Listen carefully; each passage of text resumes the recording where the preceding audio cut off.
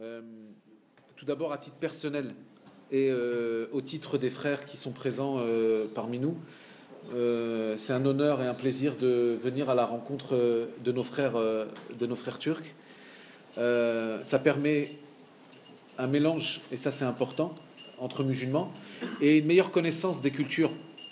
Et alhamdoulilah, c'est pas nouveau pour nous parce qu'il y a certains qu'on se connaît depuis des années, mais c'est toujours un plaisir d'aller à la rencontre de l'autre. Et voilà, c'est un plaisir et franchement, c'est un honneur de venir aujourd'hui par invitation de votre association. Et alhamdoulilah, donc on va revenir sur quelque chose qui nous réunit encore plus. Donc, Inch'Allah Ta'ala, je propose 35 minutes d'intervention jusqu'à 20h50. Ce sera le Maghreb. Et puis ensuite, Inch'Allah, s'il y a des questions-réponses, on a convenu avec les responsables qu'après la prière, on peut se voir pour d'éventuelles questions et d'éventuelles réponses. Il y en a peut-être certains certains on se connaît, d'autres on se connaît pas. Donc je vais me présenter parce que ça fait partie aussi des politesses. Je suis votre frère Mohamed François. J'ai 43 printemps et depuis quelques jours et alhamdoulilah. Et je suis. On essaie de transmettre un petit peu l'islam à travers plusieurs sujets, plusieurs thématiques, un peu partout.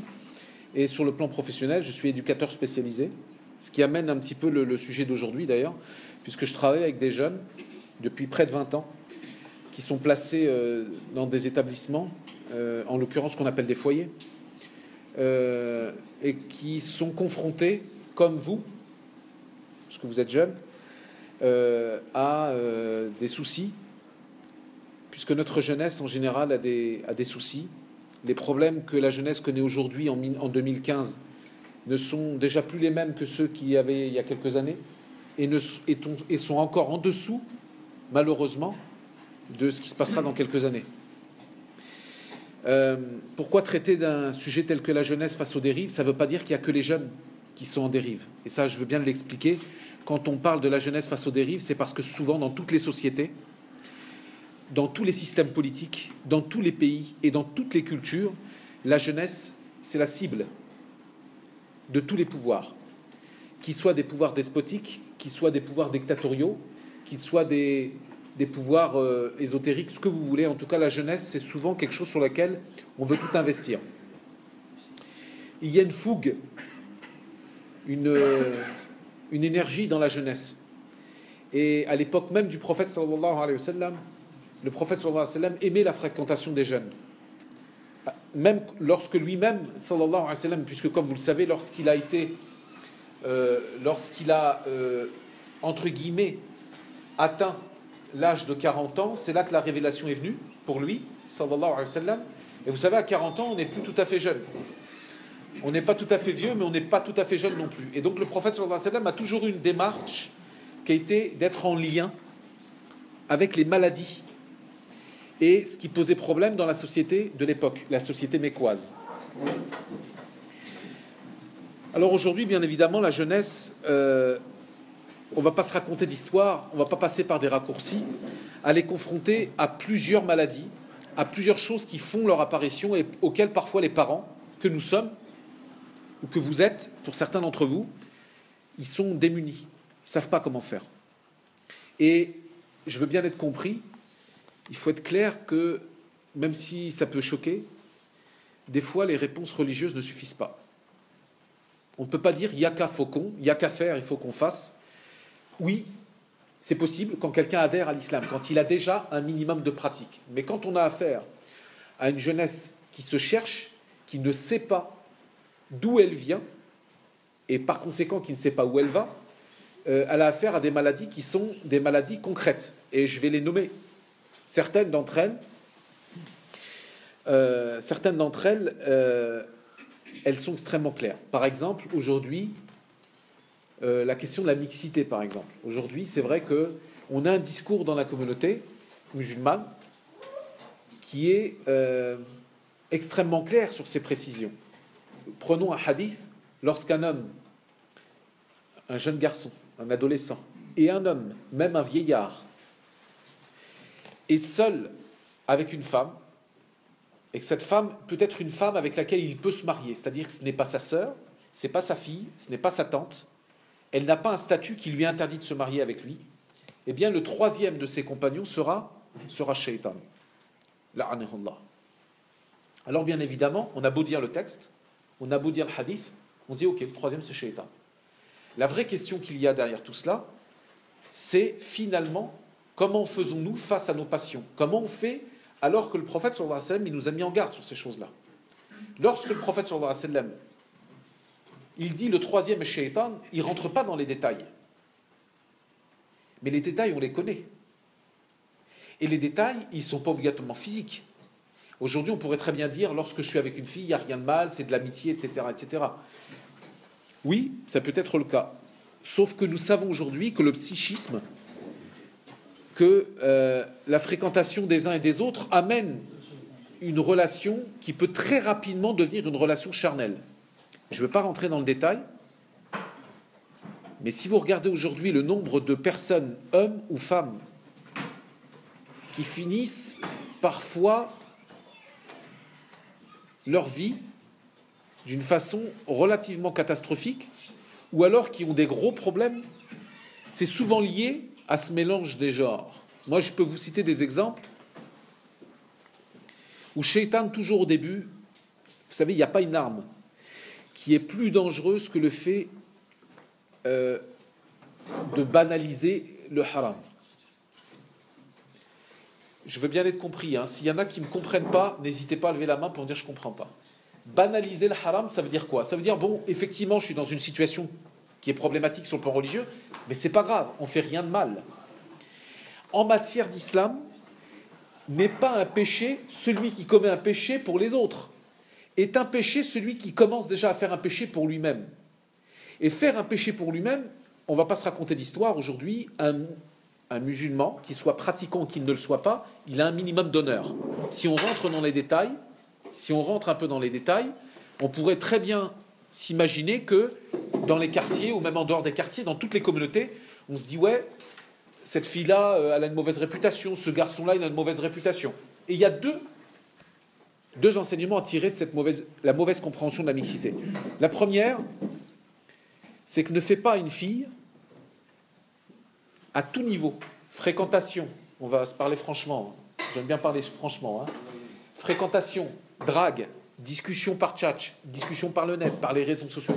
Ne fais pas une fille ce que tu ne voudrais pas que l'on fasse à ta sœur. Parce que la fille que tu as en face de toi, c'est la sœur de quelqu'un. La fille que tu as en face de toi, c'est la fille de quelqu'un. La fille que tu as en face de toi, c'est peut-être le membre d'une famille que tu connais. Et le souci que nous avons, on va être très clair, moi j'ai toujours appelé un chat, c'est qu'on a un discours effectivement beaucoup plus exigeant à l'égard des femmes que nous l'avons à l'égard des hommes. Et c'est une erreur. C'est une erreur parce que les exigences à l'égard des filles sont exactement les mêmes qu'il faut avoir à l'égard des hommes. On peut imaginer rapidement, je vous donne un simple exemple, quand on voit une fille qui est mal habillée, et qu'entre guillemets, elle est musulmane, elle est de culture musulmane, qu'est-ce qu'on a comme réflexe? On se dit, elle n'a pas honte, quand même, regarde sa famille, etc. Mais je vous assure que moi j'ai vu des garçons aussi mal habillés sur le plan vestimentaire que des filles. Par contre, on n'en parle pas. Est-ce qu'on peut imaginer, par exemple, aujourd'hui, un musulman digne de ce nom? Minimum, avec le stock minimum de pudeur. Parce que la pudeur, c'est la qualité minimum qu'il doit y avoir chez le croyant. Qu'il soit pratiquant ou qu'il ne le soit pas. Bien évidemment, nous on incite à la pratique. Mais quel que soit ton état, le minimum de ta fierté, elle réside dans ta pudeur, dans la façon d'avoir une certaine posture vestimentaire, dans le fait d'avoir une certaine posture de vocabulaire. Quand je parle de pudeur, je ne fais pas référence qu'aux vêtements. Je fais référence aussi à la façon dont on parle. Aujourd'hui, la jeunesse, malheureusement, moi je vous le dis parce que j'ai été jeune, et je sais comment les jeunes ils parlent aujourd'hui, dans chacune des phrases, quand on les entend discuter, il y a un gros mot. Et parfois même, on a une espèce de schizophrénie, c'est-à-dire que le même jeune qui dit 15 gros mots dans la même phrase à l'école, quand il rentre chez lui, il se retient. C'est déjà pas mal, parce qu'il y en a certains, même chez eux, ils ne se retiennent pas. Ce que je veux dire par là, c'est qu'il faut avoir à l'égard de Dieu un comportement qui est le même à l'égard de tes frères, à l'égard de tes parents, à l'égard de l'imam, à l'égard du commun de tes voisins. Et ça, c'est une chose qui est importante. Donc la pudeur, elle ne réside pas que dans les vêtements, elle réside dans la façon de parler, elle réside dans la façon de se comporter. Elle réside dans la façon de se comporter. Donc, il faut faire très attention à cette question de la mixité. Ça ne veut pas dire, on ne va pas venir vers des discours simplistes en disant les gars, vous ne fréquentez que des gars et les filles que des filles. Bien évidemment qu'on a dans notre entourage, on peut avoir des relations amicales, mais il y a des limites à ne pas franchir. Il faut faire très attention. À titre personnel,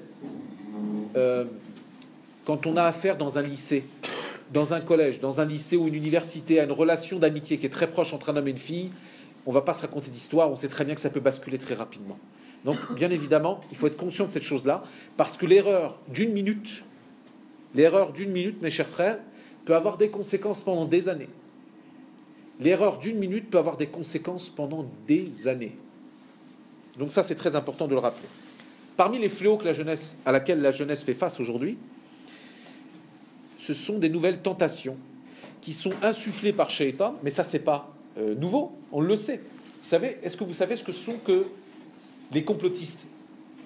Est-ce que vous savez ce que c'est que le complotisme? Vous savez, le complotisme, ce sont les gens qui détectent ou qui sentent ou qui affirment, à tort ou à raison, que derrière chaque chose, derrière chaque fait d'actualité, derrière chaque politique, derrière chaque posture, il y a une posture, en fait, de complot. Il y a un complot. Alors, bien évidemment, là aussi, il y a encore il y a encore un problème dans la jeunesse, qui est un problème, et c'est le deuxième problème que je veux soulever, et ça, c'est propre à la jeunesse contemporaine, en tout cas de ce qu'on en perçoit, c'est un souci de priorité. La jeunesse ne fait pas référence, malheureusement, à ce que nous appelons, et c'est une science en islam, hein, c'est une science, c'est-à-dire la connaissance ou la science des priorités. Qu'est-ce que c'est qu'une priorité? La science des priorités, wa alaykoum salam, ça veut dire qu'il y a des choses que tu ne peux pas faire passer en A alors qu'elles sont dans l'alphabet à la dernière lettre. Je vais prendre un exemple qui est extrêmement concret. Parmi les sciences des priorités, le fait par exemple que nous observons des discussions, des débats qui sont futiles. Je vais vous citer 2-3 exemples. Je reviens sur la question du complotisme. Est-ce que c'est intéressant de savoir, je prends un exemple, hein, si Barack Obama, si tel personnage politique, si Sarkozy, ce que vous voulez, il appartient à la secte des Chéatines ou il appartient à la secte des francs-maçons? Qu'est-ce que ça peut faire? Je vous pose la question, qu'est-ce que ça peut faire? Pourquoi? Parce que le complot, il est connu, et il n'y en a qu'un seul. Et il est connu par tous les croyants que nous sommes. Et on n'a pas à revenir dans le détail. C'est lorsque Shaitan, la'anahullah, Iblis, n'a pas voulu se prosterner devant Allah Azza wa Jal, qu'il a refusé de se prosterner et qu'il a fait la promesse devant Dieu, et Dieu, Jalla fi'ula, il lui a laissé la parole, même à son pire ennemi. Il lui a dit, je fais la promesse par ta puissance d'emmener avec moi le maximum d'individus en enfer. Ça, c'est une promesse d'Iblis à Allah Azza wa Jal. Et ce complot, c'est le seul complot qui nous importe, nous, en tant que croyants. C'est ce complot selon lequel, mes chers frères, nous sommes là pour rappeler la parole, c'est que Shaitan, il va vouloir emmener le maximum de personnes avec lui en enfer. C'est le seul complot aujourd'hui qui nous importe. À savoir si tel personnage politique, il appartient à telle secte, ou est-ce qu'il... Qu'importe mon frère, la vraie question qu'il faut que tu te poses, c'est est-ce que tu sais faire tes ablutions correctement? Est-ce que tu fais ta prière à l'heure? Est-ce que tu respectes tes parents? Est-ce que tu respectes tes voisins? Ça, ce sont des priorités. Ce sont des priorités. Ce que je suis en train de vous dire, c'est qu'il y a d'autres questions qui sont traitées par la religion, qui sont importantes, mais qui ne sont pas prioritaires. Qui ne sont pas prioritaires. On posait la question à un grand imam, rahimahullah, il y avait des frères qui lui posaient la question, qui disaient, subhanallah, t'as vu ce qui se passe en Égypte? T'as vu ce qui se passe au Pakistan? Regarde ce qui est en train de se... Il le laissait parler, et on en a dans la communauté qui parlent beaucoup de complotisme, qui parlent beaucoup, et qui parlent, et le cheikh lui dit à la fin, maintenant tu as fini? Non. Quel est le dernier jour où tu as fait 2 rak'at avant salat al-subh? Ça, c'est ta priorité. Ça ne veut pas dire que tu te renfermes. ça ne veut pas dire que tu ne vas pas te préoccuper des choses qui sont autour de toi, mais que la priorité première qui est importante, c'est de t'occuper de toi-même. De la même façon qu'il ne t'est pas demandé les mêmes responsabilités vis-à-vis de ta femme que vis-à-vis de la femme de ton voisin. C'est une évidence que tu as une première priorité, une première responsabilité à l'écart de ton troupeau. Et quand on dit à ton troupeau, ça ne veut pas dire qu'on considère nos épouses et nos enfants comme des moutons. Ça signifie surtout qu'on en est le responsable devant Allah Azza wa Jalla. Et ça, ce sont des priorités. Et c'est très important, mes chers frères, de revenir là-dessus. Pourquoi revenir là-dessus? Parce que bien évidemment, eh bien, malheureusement, on est dans une ère, une génération qui est alimentée par les médias, qui est alimentée par Shaitan, parce qu'il faut revenir à l'origine des choses, dans lequel on mélange la religion avec le sale. On mélange la religion avec des choses qui sont sales. Aujourd'hui, vous pouvez trouver des rappeurs, dont je ne citerai pas les noms, qui peuvent vous citer des paroles d'islam, et sous prétexte qu'il y a 2-3 mots d'islam dans les paroles, ça passe. Ça donne bonne conscience. Je chante des paroles de certains rappeurs pour lesquels il ne manque que 2 cornes sur la tête, parce qu'ils ne sont rien d'autre que les facteurs d'Iblis, et on se donne bonne conscience. On dit, oui, mais il parle d'islam, regarde, mon frère, c'est pas parce qu'il parle d'islam que tu as le droit de mélanger les torchons et les serviettes. La religion, elle appartient à une ère. Et puis, il y a ce qui est du domaine du péché, etc. Donc il faut faire très attention à cela. Je fais référence au rap, mais je pourrais faire référence à toutes les modes musicales qui existent dans toutes les cultures. Je pense que dans la culture turque, il y en a aussi. Il y en a dans la culture maghrébine, il y en a dans la culture française, il y en a dans la culture américaine, dans lesquelles il faut faire très attention à ce qu'on écoute. Quelqu'un qui est digne de se présenter devant Allah Azza wa Jal, est-ce que vous pensez qu'il peut chanter des paroles qui sont en contradiction avec sa pratique et se représenter à Dieu avec une prière sans avoir fait ses ablutions? Il y a des choses qui sont de l'ordre d'une logique de morale. Par rapport à cela, par rapport aux tentations que Shaitan il essaie d'insuffler, il essaie de mélanger le sale avec le propre. Alors parmi ces techniques qui sont utilisées aujourd'hui, qui sont renforcées par les médias, qui sont renforcées par des commerçants, par des businessmen, eh bien on peut vous faire croire qu'aujourd'hui, par exemple, fumer la chicha, il n'y a rien de haram là-dedans. On veut nous faire croire ça.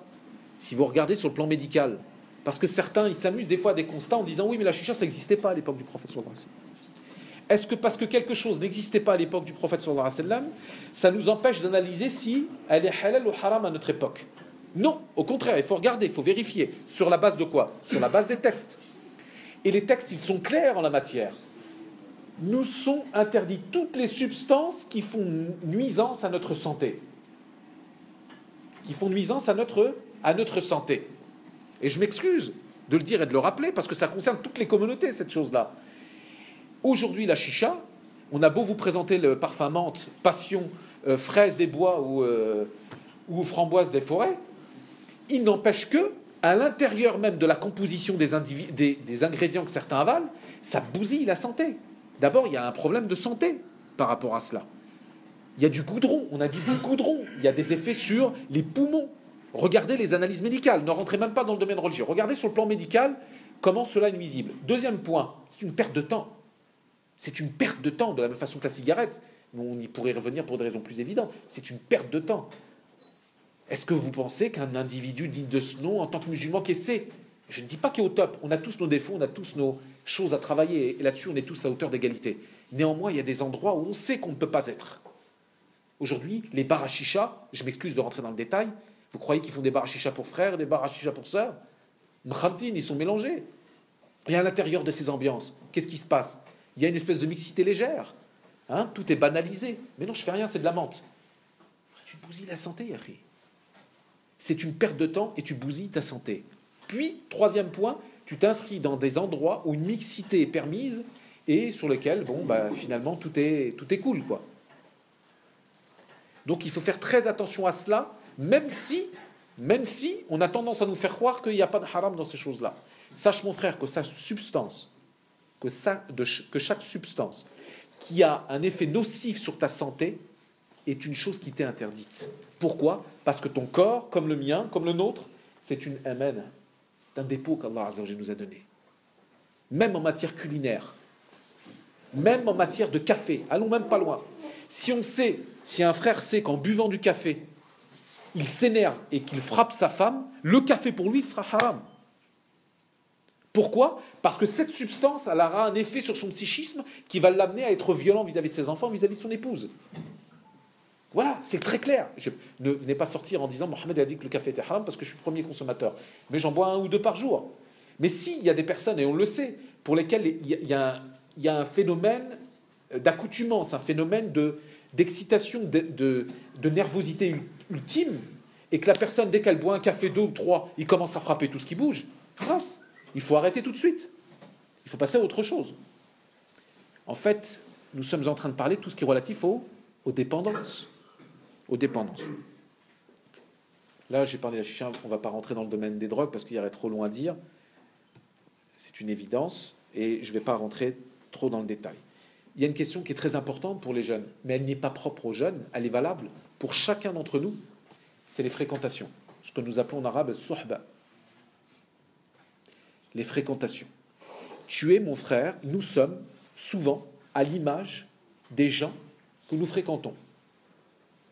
De la même façon que tu aimes le parfum du parfumeur, lorsque tu le fréquentes et que tu t'attaches à lui, même lorsqu'il ne sera pas là, tu vas continuer à sentir son parfum.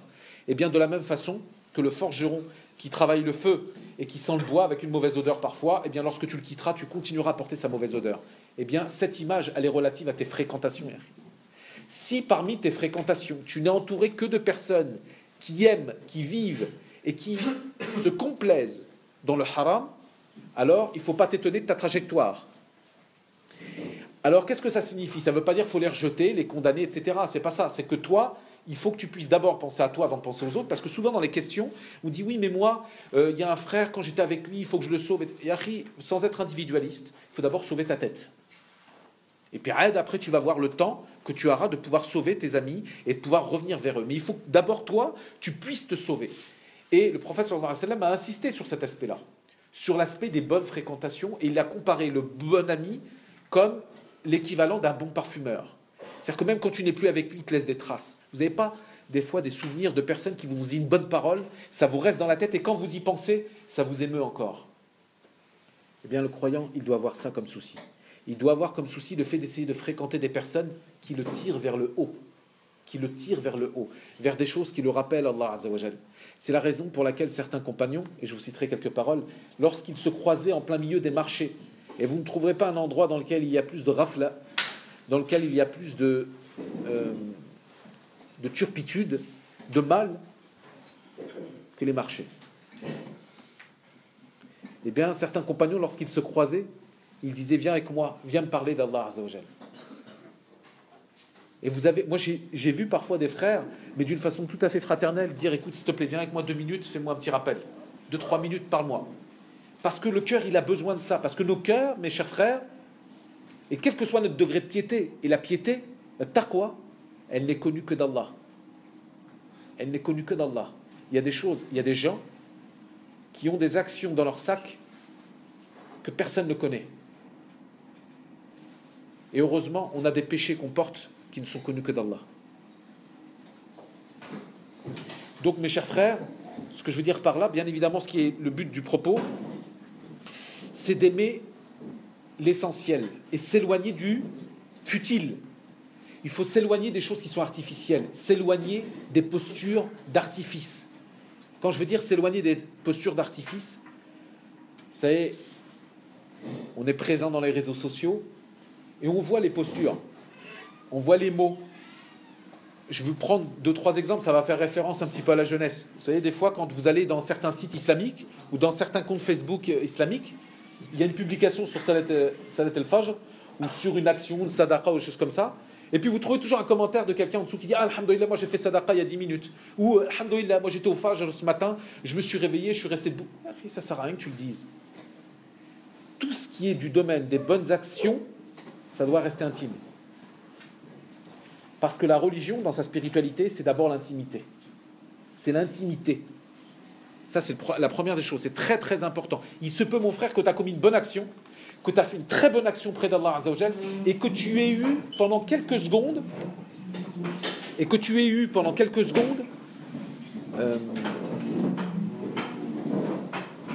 la fierté d'en parler. C'est-à-dire, tu t'es lâché. avoir la fierté d'en parler. Et puis tout d'un coup, tout ce que tu penses avoir acquis, eh bien, il est tombé par terre. Ça s'est effrité comme une montagne qui s'époudre, qui est en train de perdre en poudre.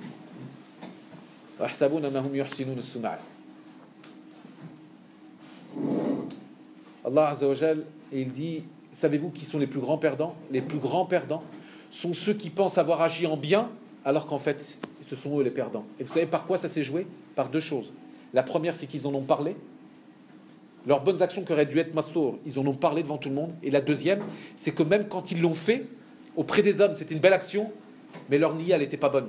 L'intention n'était pas bonne. Et comme l'intention n'est connue que d'Allah, eh bien, elle n'est pas acceptée par Allah Azza wa Jal. Mes chers frères, pour les 10 minutes, Inch'Allah Ta'ala, qui nous restent, il y a plusieurs points qui sont importants. Mon frère, profite de ton temps. Si tu as du temps, tu te rendras compte de la valeur du temps que lorsque tu n'en auras plus. L'importance également de la santé. Et ne connaît la valeur de la santé que celui qui est atteint par la maladie. Et n'insultez jamais la fièvre, comme le cheikh nous l'a rappelé aujourd'hui dans la khutbah du Jumu'ah. N'insultez jamais la fièvre. Si un d'entre vous a régulièrement de la fièvre, wallahi, thumma wallah, il a de la chance. Est inquiet parmi nous celui qui n'en a jamais. Parce que dans la fièvre, il y a une énorme récompense. Le prophète sallallahu alayhi wa sallam a dit, la douleur de la fièvre abat les péchés comme le feu consume le bois. Comme le feu consume le bois. Et c'est la raison pour laquelle le prophète sallallahu alayhi wa sallam a dit, n'insultez jamais la fièvre. Vous avez des gens, dès qu'ils ont un peu de fièvre, disent, astaghfirullah, oui j'en ai marre, j'ai mal à la tête, ça me casse le citron, etc. Ça part dans des... Normalement, celui qui est malade, qui a de la fièvre, qu'il remercie Allah Azza wa Jalla. Et celui qui se rend compte de la santé, c'est celui qui a de la fièvre. Vous avez vu ce qui se passe psychiquement? Même un non-musulman, il le sait. Quand vous avez de la fièvre, vous vous rendez compte de la chance que vous aviez lorsque vous n'en aviez pas. Alors qu'en fait, on en a quand on en a, mais on a de la chance quand on a de la fièvre. Mais quand on est malade, on se rend compte de la santé. Et de toute façon, je vais vous dire une chose, tôt ou tard, on s'y dirige vers la maladie. Tôt ou tard, la jeunesse, elle ne prend pas sur la vieillesse, elle se dirige vers la vieillesse. C'est un chemin qui est incontournable. Chaque jour qui passe, c'est un jour qui est perdu. Et chaque jour qui se présente devant Allah Azza wa Jal sera un jour pour lequel il ne reviendra pas jusqu'au jour de la résurrection.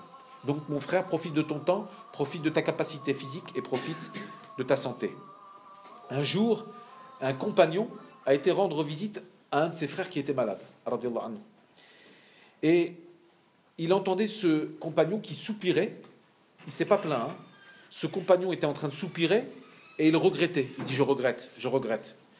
Et ce compagnon lui a dit, mais qu'est-ce que tu regrettes et pourquoi tu soupires? Le compagnon qui était malade lui a répondu, mon regret ne concerne pas le fait de rester dans ce bas monde. C'est-à-dire, je n'ai pas de regret à quitter ce bas monde.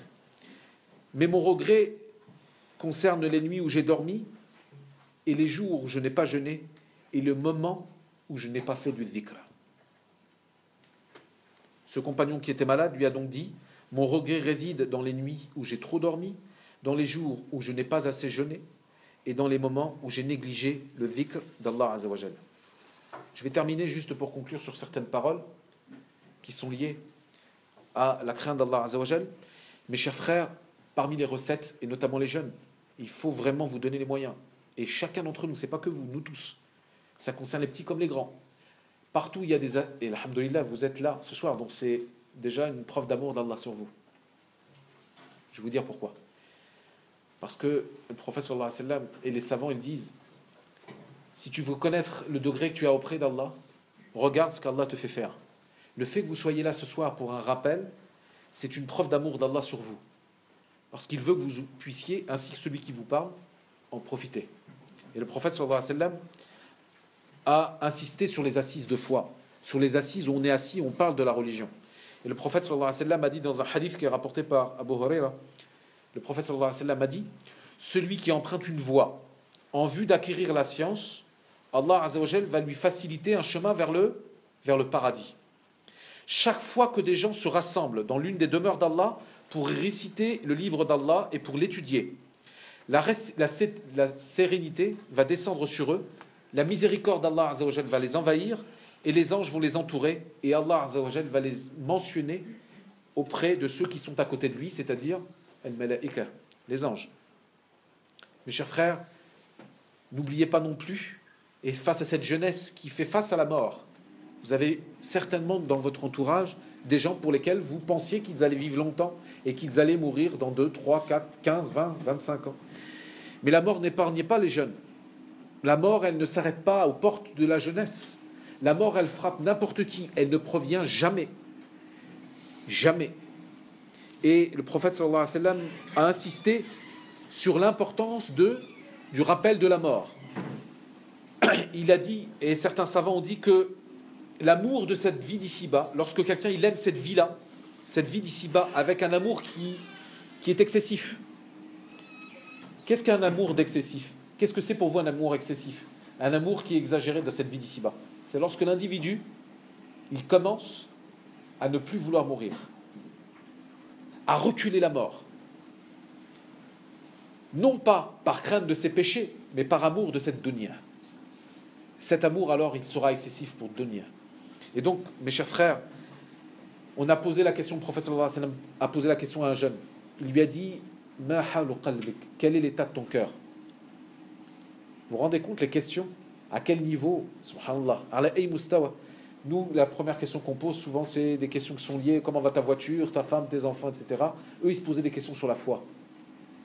Comment est l'état de ton cœur?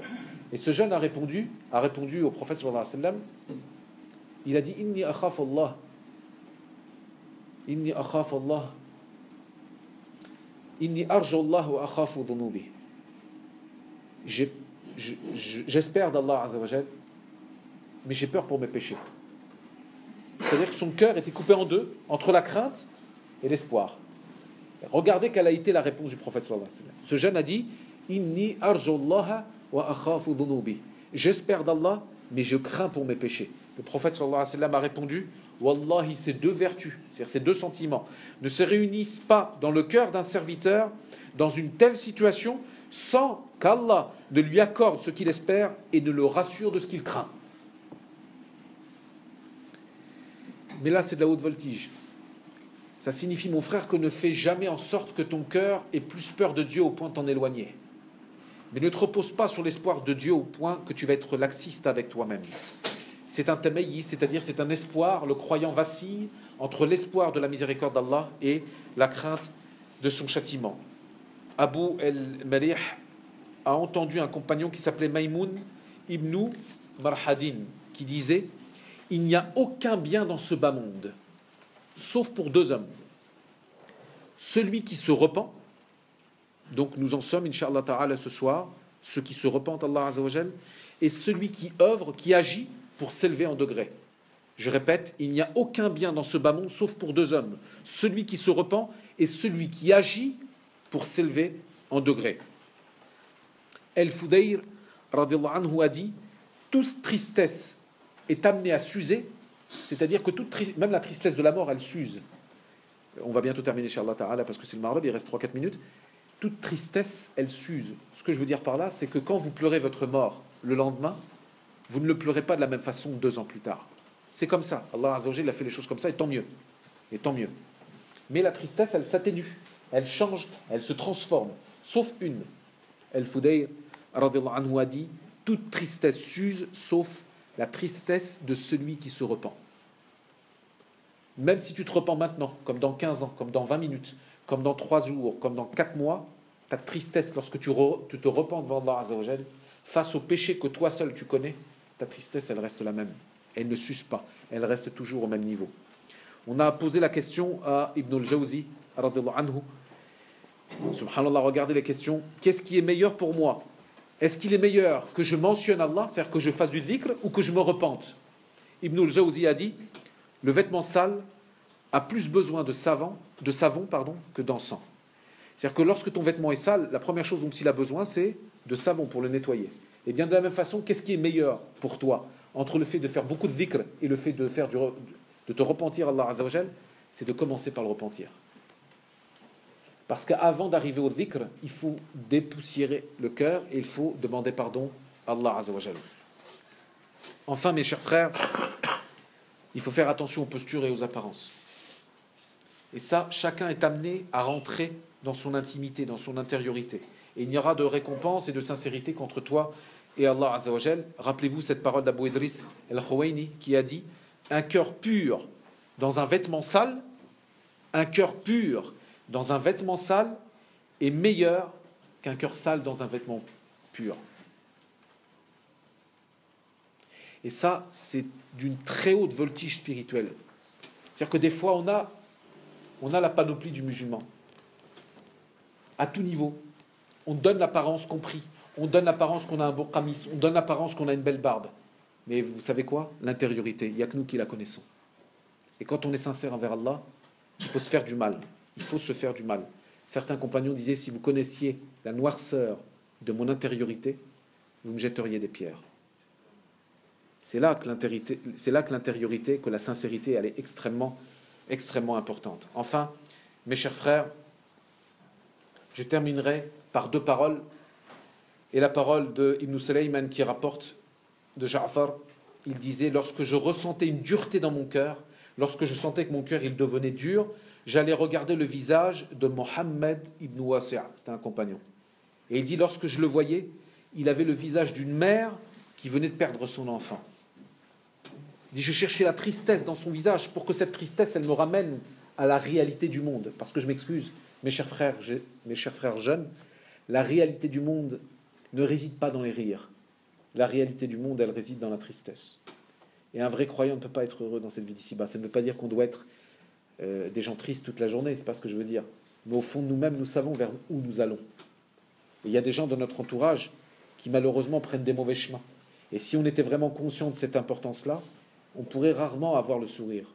Et même à l'égard de nous-mêmes. La réalité du monde, elle est beaucoup plus triste que joyeuse. Enfin, un savant a dit la chose suivante. Et wallah, il faut rester modeste. Il faut rester très modeste. Tu es musulman aujourd'hui, tu peux ne pas l'être demain. C'est pas parce qu'entre guillemets, je m'excuse de vous choquer, c'est pas parce qu'on est de culture musulmane qu'on est musulman. Ce n'est pas parce qu'on est de culture musulmane qu'on est musulman. Voilà la différence entre le vêtement et l'intériorité. On peut avoir le vêtement, mais si l'intérieur, il n'y a rien, tu as beau avoir le vêtement vis-à-vis des gens, tu es musulman, mais à l'intérieur de toi, il faut te poser les vraies questions. Et ce savant a dit, si tu rentres dans ta tombe avec l'islam, alors réjouis-toi. Si tu rentres dans ta tombe avec l'islam, alors réjouis-toi. Donc, deux conseils. Le premier, c'est que s'il y en a un parmi nous, et il n'y a aucun jugement, et ces choses ne sont connues que d'Allah, qui n'a pas commencé à prier, Inch'Allah ta'ala, que cette occasion ce soir soit pour lui un rappel et qu'il puisse s'y mettre. Et il n'y a jamais de retard. Même quelqu'un qui a son dernier souffle et qui se repent avant de mourir, il est accepté auprès d'Allah Azza wa Jalla s'il est sincère. Donc mon frère, n'attends pas le lendemain pour commencer à dire demain je prierai. Les cimetières sont remplis de gens qui ont fait des promesses à Dieu le lendemain. Il n'y a que ça. Je ne vais pas vous donner des exemples. Je pourrais utiliser l'actualité. Elle nous parle, l'actualité. Des gens qui commencent à faire des transactions, qui ont une vie politique totalement remplie, où on pense d'apparence qu'ils sont heureux. Regardez comment ça termine. Regardez comment ça termine. Donc mon frère, n'attends pas. N'attends surtout pas. Ne recule pas ton repentir devant Allah. Il se peut qu'entre ton désir et l'exécution de tes intentions, l'ange de la mort passe et que ce soit trop tard pour toi. Et enfin, deuxième point, faites attention à vos fréquentations. Fréquentez des gens qui vous tirent vers le haut. Soyez des gens qui commencent par l'intériorité. L'islam n'est pas une affaire d'apparence. Elle commence par l'intériorité. Elle commence par une relation à Dieu qui est sincère. Elle commence par quelque chose qui est profond, par des actes qui ne sont pas connus des hommes. La prière surérogatoire, la prière nocturne à la maison, le jeûne sans que personne ne le sache. Ça, ce sont des actions où là, on n'a pas besoin de parler. Parce que des parleurs, on en a dans la communauté. Ils ne viendront parler le jour où il y aura d'autres paroles que celles qu'Allah va attribuer que ceux qui auront fait preuve de cette piété à travers ces actes. Des actes qui sont inconnus des hommes, mais qui sont grands auprès d'Allah Azza wa Jal. Mes chers frères, puisse Allah Azza wa Jal vous bénir par votre présence. Puisse Allah Azza wa Jal nous pardonner nos péchés. Je remercie encore les frères pour l'invitation. Barakallahu fikoum. Qu'Allah vous bénisse pour vous, vos âmes, vos familles, vos proches, nos enfants. Et qu'Allah Azza wa Jal nous fasse tous rentrer au paradis sans aucun compte. Bi ghayri hisab. Inch'Allah ta'ala, après le Maghreb, peut-être on fera des questions-réponses, Inch'Allah. Barakallahu fikoum. سبحانك اللهم وبحمدك نشهد ان لا اله الا انت نستغفرك ونتوب اليك اللهم صل وسلم وبارك على خاتم الأنبياء والمرسلين محمد بن عبد الله وعلى آله وصحبه أجمعين. اللهم اصلح شبابنا وكفر عنا سيئاتنا وثبت أقدامنا واغفر لنا ذنوبنا في مجلسنا هذا برحمتك يا أكرم الأكرمين. اللهم كفر عنا سيئاتنا، طهر قلوبنا من النفاق وألسنتنا من الكذب وأعمالنا من الرياء. اللهم قوي إيماننا وألف بين قلوبنا وصدورنا واجعلنا من عبادك المهتدين برحمتك يا أرحم الراحمين، واجعلنا من عبادك الذاكرين ولا تجعلنا من الغافلين. وصل اللهم وسلم وبارك على محمد وعلى آله وصحبه أجمعين، وآخر الدعوانا أن الحمد لله رب العالمين. بارك الله فيكم.